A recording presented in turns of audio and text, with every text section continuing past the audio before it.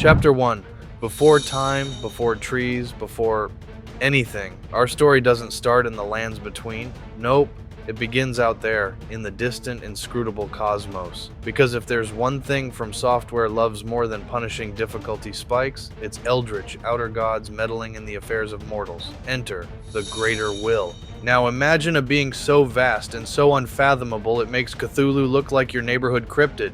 The Greater Will is one of several outer gods in Elden Ring lore, akin to the Great Ones of Bloodborne. They're distant, all-powerful, and frustratingly silent entities, communicating mostly through horrifying cosmic abominations and the occasional wriggly appendage. Unlike some of its peers who were content to float in the void and mind their own business, the Greater Will had ambitions. It wanted in. It wanted dominion over a world of its choosing. And so, like a cosmic Amazon Prime delivery, it sent a golden star hurtling toward the lands between.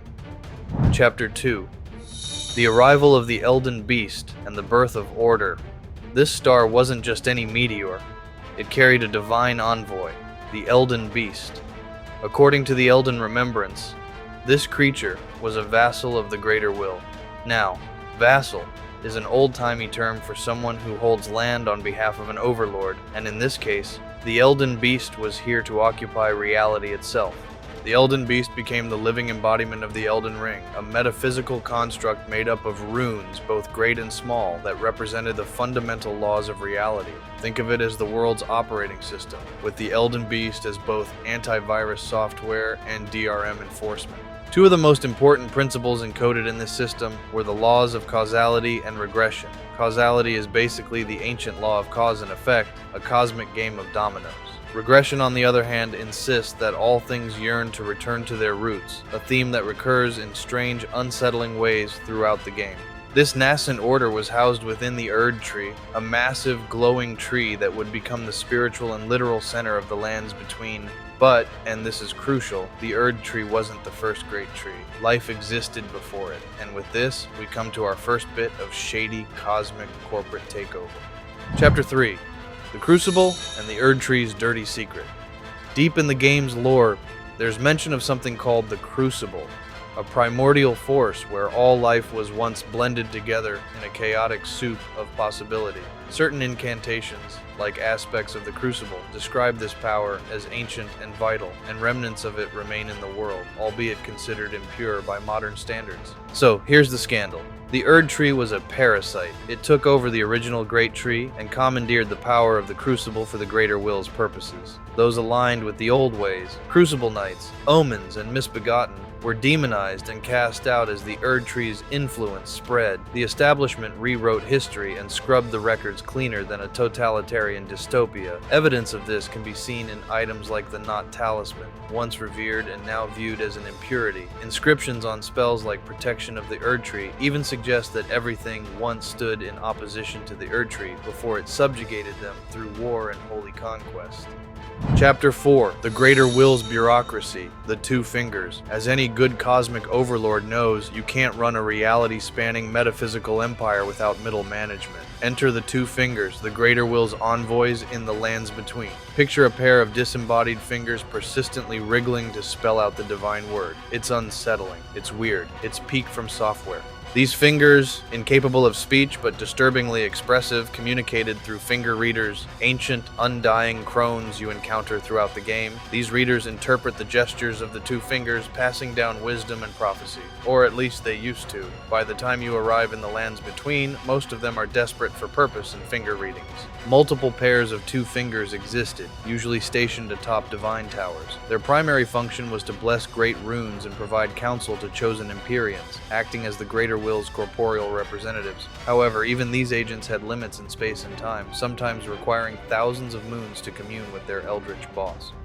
Chapter 5. Enter Marika the Eternal and the Rise of the Golden Order. At the center of this story stands Marika the Eternal, a Numen, a long-lived race from outside the lands between. Chosen as an Empyrean by the Two Fingers, she was destined for godhood, and like any god in waiting, she was assigned a shadow, a loyal beast companion, incapable of betrayal. Marika's shadow was Malekith, the Black Blade. His sole purpose was to guard destined death, the rune of death plucked from the Elden Ring by Marika herself. In a genius power move, she removed death from the world, rendering souls immortal and centralizing control of life and afterlife within the Erd Tree. This set the stage for the Golden Order, a cosmic regime where death was denied, and those who died were merely recycled into the Erd Tree's roots. Catacombs were built to facilitate this process, ensuring spirits returned to the tree and maintained the illusion of an unbroken eternal cycle. Chapter 6. The Wars of Expansion and the Age of the Erd Tree. Marika, now a god, still had to consolidate power. She waged wars against the giants, ancient dragons, and other rival factions. Godfrey, her consort and the first Elden Lord, led these campaigns, accompanied by his Crucible knights. The giants controlled a flame capable of burning the Erd Tree. The dragons possessed ancient magic that could twist time itself, and the Carrion Royals of Liurnia wielded lunar sorcery, defying the Golden Order. These wars were vicious, mythic conflicts, shaping the world and marginalizing any rival power. Yet the Carrion Royals proved a persistent thorn. Led by Lunar Queen Renala, they repelled invasions using enchanted knights and the support of Raya Lucaria's sorcerers. Eventually, Ratagon, Marika's champion, led a final offensive, but instead of conquest, he fell in love with Renala. Their union merged the Golden Order and the House of the Moon for a time. Chapter 7. Ratagon, Renala, and the Fracturing of Faith. Ratagon and Renala had 3 children, Ranni, Radan, and Rykard. Each inherited different gifts: lunar magic, gravitational mastery, and forbidden sorcery. But peace was short-lived. Ratagon was recalled by Marika, becoming her second consort. Their separation shattered Renala's heart and Liurnia's political stability. Liurnia plunged into civil war between Carrion loyalists and Raya Lucaria's scholars. Meanwhile, Marika's doubts about the greater will deepened. Her proclamations suggest a belief in the necessity of struggle, that grace should be earned, not given. The long march of the Tarnished began, exiling Godfrey and his warriors to return only when proven worthy. Chapter 8. The Night of the Black Knives. This pivotal event saw a fragment of destined death stolen and used to assassinate Godwyn the Golden, Marika's son. The Night of the Black Knives marked the first demigod death and set the stage for the Elden Ring's shattering. Ranni orchestrated the plot, rejecting the Greater Will's design. Malekith, upon discovering the theft, embedded destined death within his own body to prevent future thefts, but the damage was done. The illusion of immortality was shattered and the cracks in the Golden Order widened. Chapter 9. The Shattering of the Elden Ring. If the Night of the Black Knives was the spark, the shattering was the wildfire. Queen Marika shattered the Elden Ring, splintering its great runes and plunging the lands between into chaos. The demigods fought over the fragments like cursed children squabbling over a broken toy. Godric grafted limbs to himself. Morgott clung to duty. Rykard fed himself to a serpent. Millennia waged endless war. The world became an endless war zone, a battle royale without a winner. Chapter 10. The Tarnished return and the road to Elden Lord. Amid this ruin, the Tarnished were called back. Exiled long ago, they returned to a world without clear rules, guided only by melancholy maidens and cryptic prophecies.